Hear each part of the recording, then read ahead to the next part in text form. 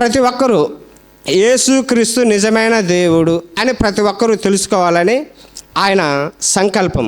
మరి ఎవ్వరూ నశించిపోవటానికి ఇష్టం లేదు.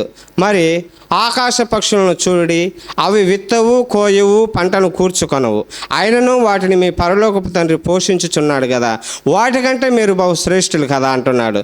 కాబట్టి అట్టి దేవుణ్ణి, అట్టి ప్రభువుని మనం ఆరాధించాలా.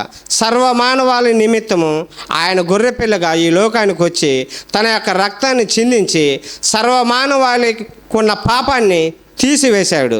మరి నీ పట్ల, నా పట్ల, సర్వమానవాళి పట్ల ఆయన చూపిన ప్రేమ వెల కట్టలేనిది.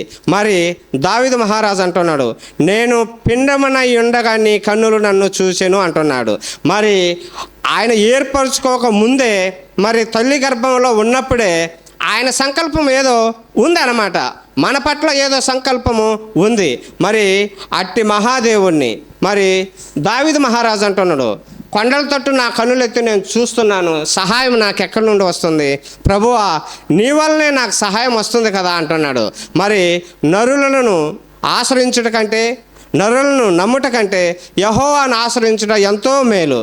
మరి ఎంత విశ్వాసము, ఎంత నమ్మకం, ఎంత ప్రేమ ఉంటే మరి సహాయము నీ వల్లనే వస్తుందని దావీదు మహారాజు అంటున్నాడు. తన యొక్క జీవితంలో ఎన్నో శ్రమలు, ఎన్నో బాధలు, ఎన్నో కష్టాలు, ఎన్నో ఇబ్బందులు మరి భరించలేనివి మరి ఆయన మోకరించి ప్రార్థన చేసేవాడు అనమాట.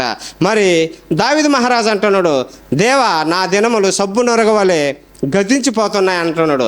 మరి మానవుని ఆయుష్ ఎంత? 70, అధిక బలం ఉంటే 80. మరి అట్టిది ఆయాసము దుఃఖకరమ అంటున్నాడు.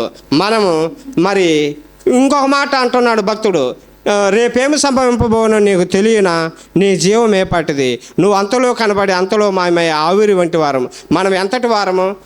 గడ్డిపోచతో సమానం అన్నమాట. మరి అట్టి దేవుణ్ణి మనం యథార్థంగా ఆరాధించి మరి గణపరిచి, మహింపరిచి స్తుతిస్తే దేవుడు అనేక మేలులు దయచేస్తాడనమాట. ఏ భక్తుడు తీసుకున్నా, అబ్రహాంని తీసుకున్నా, యాకోబుని తీసుకున్నా, ఇస్సాకుని తీసుకున్నా, సొలొమోను తీసుకున్నా, ఎవరిని తీసుకున్నా కూడా మరి ప్రార్థన ద్వారానే అనేక మేలులు పొందారనమాట. విశ్వాసం ద్వారానే అనేక క్రియలు చేశారనమాట. మరి అట్టి ప్రభువుని మనము గుర్తెరగాల.